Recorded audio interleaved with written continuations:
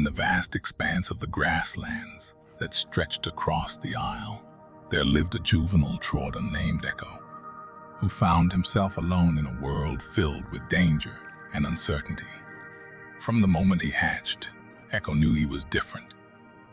While his siblings ventured off with their parents, exploring the sprawling plains and learning the ways of the wild, Echo was left behind, and he had to face nature himself. Alone and vulnerable, Echo was forced to fend for himself in the unforgiving landscape of the grasslands. With no one to guide him and no pack to protect him, he quickly learned that survival was a solitary endeavor. Hungry and exhausted, he roamed the countryside, always on the lookout for bigger dinosaurs. Each day brought new challenges and dangers, from the scorching heat of the sun to the prowling predators that lurked in the shadows. But despite the odds stacked against him, Echo refused to give up hope. With determination burning bright within him, he set out to carve his own path in the world. Scavenging for scraps of food and seeking protection in the shelter of rocky outcroppings and tangled thickets. The days turned into weeks, and the weeks turned into months. Echo's instincts sharpened, and his skills as a scavenger grew. However, he cannot classify all the animals he sees on his journey, so he likes to outdo himself with his curiosity. As you can see here, Echo takes out the intestines and distributes them like this to know what's what. This shows his high intellect. He differentiates according to importance.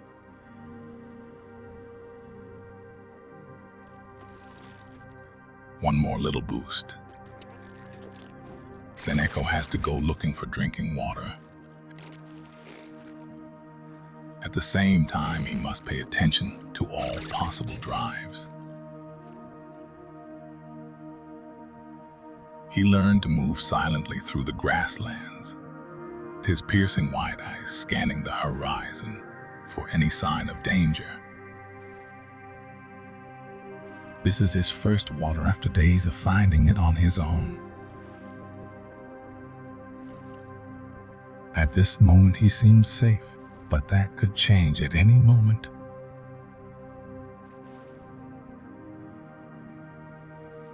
What Echo didn't know on another part of the lake was a great danger. Here is an adult Deinosuchus waiting for his meal. Let's see what happens to the Dilophosaurus if you stand in the wrong place in the water. This is a good day for the Dino and a worse day for the Dilo. Echo scavenged what he could find, from discarded bones to leftover carcasses, piecing together meals from the remnants of those who had come before him. As time passed, he had watched other Troodons from afar and studied how they hunt. Still, he has to learn what he can kill and what he can't. This deer makes him very upset, so that he has to give up the hunt. By his observation, he was able to catch his first prey here. The yield is small, but this is a huge success for the small Troodon. That was the beginning to move up the food chain, and this victory tastes him.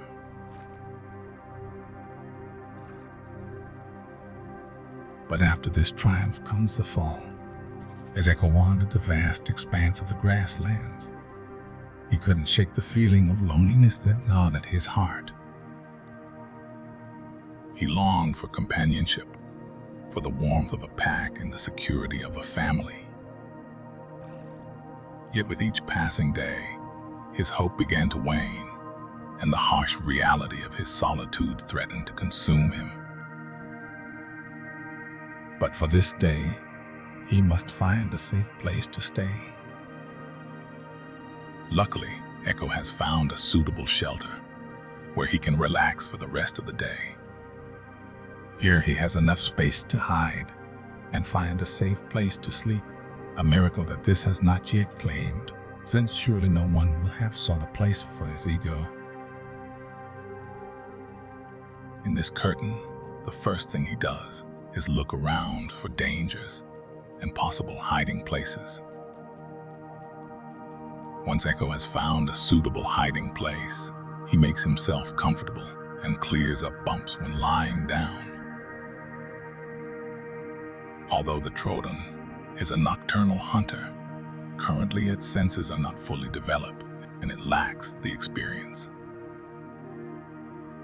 But when Echo comes to the point where his senses are fully developed and he becomes aware of how painful his bite is, he becomes the most feared predator on the island. However, he still has a long, deadly road ahead of him. Yet amidst the solitude and the struggle, Echo found solace in the beauty of the world around him. He watched and as the sun dipped below the horizon, painting the sky with hues of orange and gold. He listened to the gentle rustle of the grass as the wind whispered through the plains. And he felt a sense of peace wash over him, reminding him that even in the darkest of times, there was still beauty to be found. And as Echo stood beneath the vast expanse of the starlit sky, his heart filled with a quiet determination. He may have been alone in the world, but he refused to be defined by his circumstances. With each passing day, he would continue to roam the grasslands, a solitary figure in a world filled with wonder and possibility, his spirit unbroken and his resolve unwavering in the face of adversity. As night descended upon the land, Echo's instincts sharpened, and he set out to hunt under the cloak of darkness. The air hummed with the sounds of nocturnal creatures, and Echo probed with silent intent, his senses attuned to the slightest movement. In the shadowy depths of the grasslands, Echo encountered a small Ceratosaurus, its form illuminated by the moonlight. In the beginning, he had problems to catch him with his pounce. He clearly lacks the experience, but with more calculated precision, it launched its attack, swift and merciless. He tries to find a suitable angle to attack, but he also jumps ahead. With small bites in the tail, he tries to build up pressure, but then when the terrain fits comes the final pounce. Victory for Echo. The smell of blood filled the air as Echo bit into the carcass to satisfy his hunger with primal satisfaction. But the taste of victory soon soured as Echo succumbed to a bloodlust that drove him to the brink of madness. With reckless abandon, he launched himself at a herd of Ceratosaurus, his mind clouded by a frenzied frenzy. Yet as quickly as it had begun, Echo withdrew, his senses returning to him in a flash of clarity. His attention drawn by the imprint of a small raptor's footprint, Echo embarked on a quest for the elusive creature. Through the labyrinthine twists of the grasslands, he followed the trail, his steps guided by an insatiable curiosity. Echo could smell it, and now hear it too, hoping the raptor would ignore any defensive senses. He ran after the sounds. Unfortunately, he couldn't find the little raptor, and Echo couldn't track his footprints. He wandered around a bit to find a clue. Despite his efforts, the raptor eluded him and disappeared into the shadows like a phantom in the night. At the break of dawn, Echo's senses tingled with anticipation as he observed the majestic Dilophosaurus ascending the mountainous terrain. Their graceful movements captivated him, each step a testament to the beauty of the natural world. And as he watched, a lone Tenontosaurus emerged from the shadows, a silent witness to the unfolding spectacle. At that precise moment, as he beheld the setting sun dipping behind the rugged ridge, silhouetting several dark figures against its fiery descent, a profound connection with the splendor of nature enveloped him. In that serene interlude, he felt a tranquil harmony wash over his being, resonating with the tranquility of the world. But the tranquility of the moment was shattered. when Echo stumbled upon a small Dilophosaurus, only to find himself outnumbered by its Wakfu kin. With a sense of urgency, he fled, his heart pounding in his chest as he sought refuge from the looming threat. As Echo roamed the landscape in search of solace, disaster struck in the form of a treacherous cliff.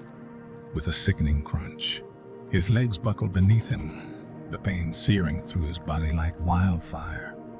Alone and vulnerable, he braved the agony, his spirit unbroken despite the odds stacked against him. And so, as the sun rose on Echo's final day, he rose from the ashes of his despair, his legs mended but his spirit weary. With one last burst of energy, he raced through the forest. The grass whipped against his legs as he danced upon the precipice of fate. But destiny, it seemed, had other plans. In the blink of an eye, Echo's journey came to an abrupt end, his body plummeting into the abyss below. And as the echoes of his final cry faded into silence, the grasslands bore witness to the passing of a legend, a reminder of the fragile balance between life and death in the untamed wilderness.